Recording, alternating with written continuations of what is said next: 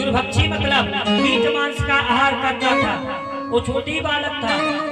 जितना सत्कर्मी आत्मदेव थे उतना ही दुष्ट उनका पुत्र धुंधकारी हो गया। अब क्या करे, धुंधकारी जब धीरे धीरे बड़ा हुआ, जो उसके हमजोली बच्चे थे उसको ले जाकर के तुंगभद्रा नदी में ढकेल दे, उसको मार डाले। किसी बुजुर्ग को ले जाए कुएं में ढकेल करके मार डाले, और कोई बच्चा उसका हमजोली उसके ऊपर पटक करके उसके गले को दबा दे। कोई भूला बिसरा अगर आवे तो उसको गलत रास्ता बता दे। यानी वह गांव में पूरी तरह से उद्दंडता कर दे। लेकिन आत्मदेव पंडित अब सब संतोष कर रहे, एक ही पुत्र तो था। और गौकर्ण जी महाराज तो अपना अध्ययन कर रहे हैं।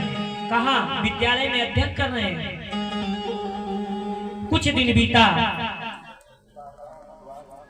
धुंधकारी बहुत उद्दंडता किया, बहुत अत्याचार किया, और अत्याचार इतना हो गया कि अब आत्मदेव सोच रहे हैं कि मैं अपने प्राणों को त्याग दूं। इस पुत्र से बढ़िया था कि मैं निर्वंशी था। ऐसे नालायक पुत्र से बढ़िया था कि मैं निर्वंशी था। जितना कीर्ति यश मेरा चारों तरफ फैला था उतनी ही बुराई ये बच्चे के द्वारा मेरी हो रही है। अगर बच्चा ना हुआ होता तो उससे बढ़िया मैं निर्वंशी हूँ। ये सोच करके आत्मदेव अब जा रहे हैं कहाँ? अपने प्राण को त्यागने के लिए। अपने प्राण को त्यागने के लिए तब तक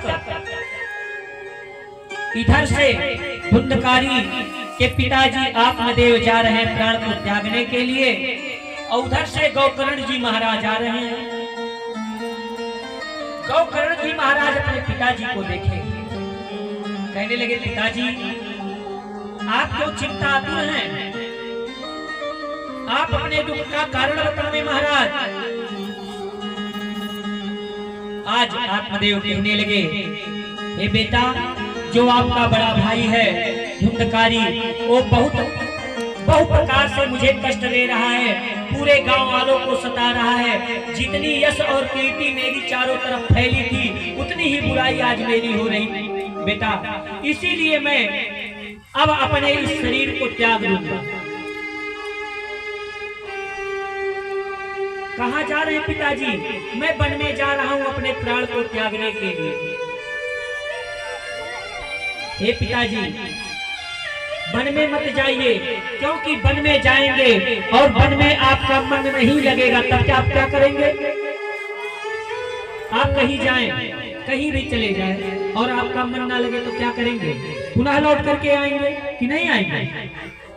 इस प्रकार से हे पिताजी, अपने मन को एकाग्रचित कर लीजिए और मन को ही वन बना लीजिए, जिससे बन जाने की आवश्यकता। तो चल रे हंसा अमर लोक में, यहाँ न कोई तेरा है। सुभाष जी इधर ध्यान दीजिए।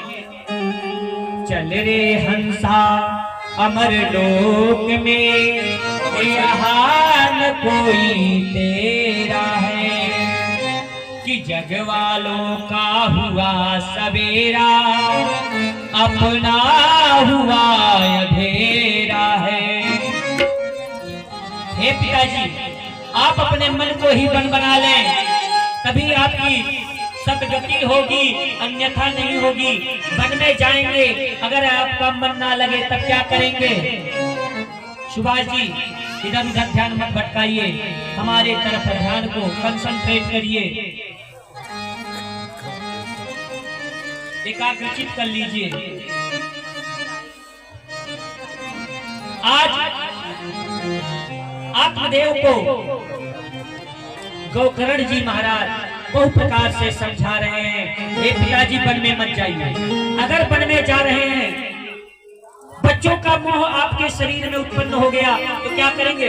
तुरंत छोड़ करके चले आएंगे। आज अपने बाबू का मोह लग रहा है, नहीं कहेंगे चलो थोड़ा पत्नी को देख लें, चलो थोड़ा घर द्वार को देख लें। अरे खेत में गेहूं के फसल बढ़िया से लगे हैं कि नहीं लगे हैं। तो जब आपका मन एकाग्रचित नहीं रहेगा तो आपका मन वन में नहीं लगेगा।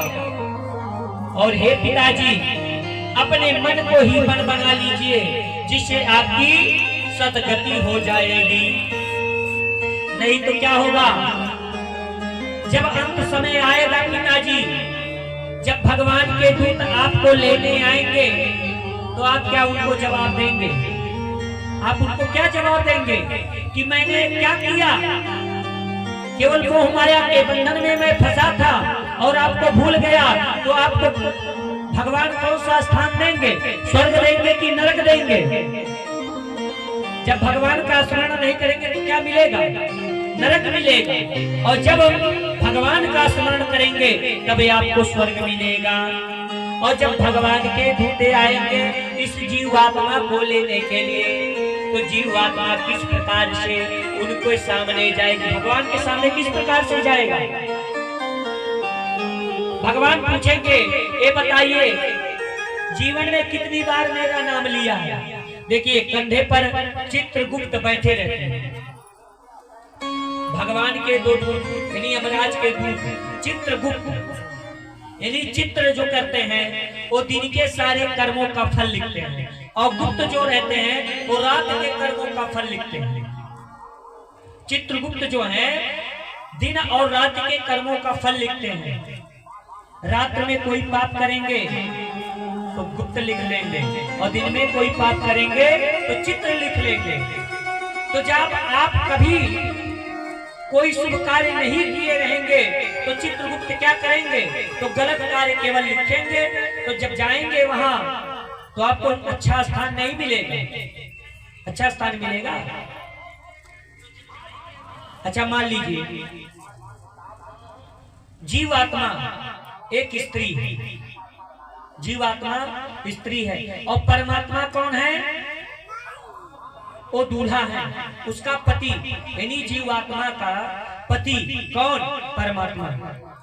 जब परमात्मा यहाँ आते हैं जीवात्मा को लेने के लिए, और जीवात्मा जीवन भर दुष्कर्म किया, पाप कर्म किया, तो जवाब क्या देगा? वो जीवात्मा क्या देगी जवाब अपने पति को? मान लीजिए जीवात्मा कोई गलत कार्य किया तो परमात्मा पूछेंगे आपने क्यों किया? तो जब आप गलत रहेंगे तो कुछ जवाब दे पाएंगे? तो नहीं दे पाएंगे। तो इसलिए आपको पछताना पड़ेगा। कब? अंत समय में। वोल्टेज आपको पछताना पड़ेगा। अंत समय में क्या होगा? पछताना नहीं पड़ेगा कि देखिए मैंने अगर समय रहते एक कर्म कर लिया होता तो आज दुख को नहीं भोगना पड़ता। क्योंकि संस्कृत में एक श्लोक लिखा है, प्रथमेनार्जितः विद्याः द्वितीयो नार्जितः धनः तृतीयो नार्जितः धर्मः चतुर्थो किं करिष्यामि। मनुष्य की 4 अवस्थाएं। पहली अवस्था में क्या करनी चाहिए? विद्या अध्ययन करनी चाहिए, यानी जन्म से लेकर के 30 वर्ष विद्या अध्ययन करनी चाहिए। 30 वर्ष से लेकर के 60 वर्ष तक आपको क्या करना चाहिए? कमाना चाहिए। 60 वर्ष से लेकर के 90 वर्ष तक धर्म करना चाहिए। और जब चौथापन लग जाएगा तो क्या कर सकते हैं? अच्छा, कोई बुढ़ापा में ये सोचे कि कक्षा 1 में मैं पढ़ लूं तो पढ़ पाएगा? बुढ़ापा में सोचे कि मैं कमा लूं तो कमा पाएगा? बुढ़ापा में सोचे बद्रीनाथ चले जाए तो जा पाएगा? तो चौथे अवस्था में कोई कुछ नहीं कर सकता है। इसीलिए प्रथमेनार्जितः विद्या द्वितीयो नार्जितः धना तृतीयो नार्जितः धर्मा चतुर्थो किं करिष्यामि। यानी समय रहते ही धर्म कर लेना चाहिए। अभी मान लीजिए किसी से कह दिया जाए, कोई जवान व्यक्ति से, हे बाबू एक तो गौदान कर लीजिए, कह गए हम बूढ़ हैं, हम गौदान करने जाएं। अभी हमने कहा कि सांसें की ही गिनती की है, ये सांसें यूं ही गंवा रहा है। इस शरीर से कब निकल जाए ये जान कब निकल जाए कोई पता है? कुछ पता नहीं है कब निकल जाएगा।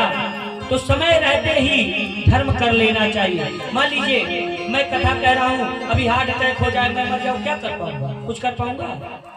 मैं मृत्यु को रोक सकता हूँ? नहीं रोक सकता हूँ। तो समय रहते ही धर्म कार्य कर लेना चाहिए।